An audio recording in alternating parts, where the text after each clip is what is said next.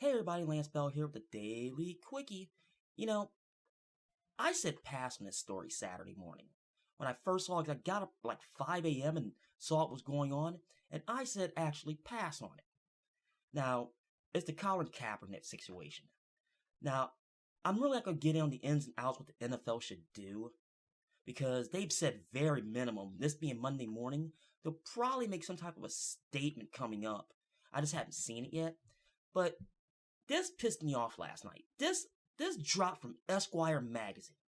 Now, I understand they gotta get clicks to that website. I completely and totally understand that.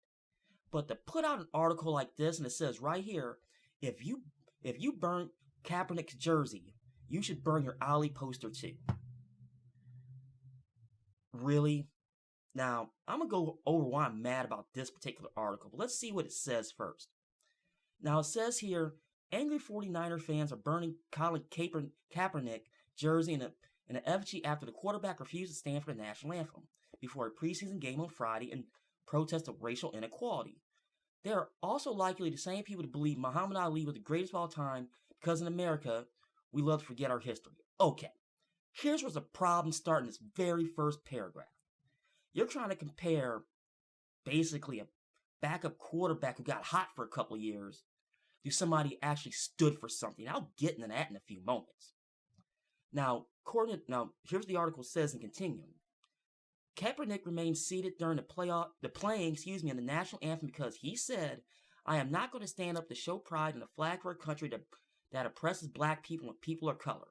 There are bodies in the streets." Now, here's the second problem I have. Now, I'm going to be the first person to admit there are problems in the black community, all right? You know, if you want to talk about this country oppressing people, let's talk about that. This country has a legacy of oppressing people, all right? We can talk about black Americans all you want. Let me tell you something. The Irish didn't have it that great when they first got here in the 1800s. You want something a little bit more recent? All right, how about the Japanese internment camps during World War II? You know, and we can talk about people of the Islamic faith in this country. You want something really recent? That's ongoing. So just to single out something specific is wrong. It's flipping wrong. You know, I'm not gonna play this Instagram video, but I'm gonna read down a bit farther. It says, but those who burned Kaepernick jersey forgotten that many athletes in the past who would not participate in the national anthem or other symbols of patriotism highlight the problem with America. Muhammad Ali famously refused to be drafted to protest the Vietnam War and American racism.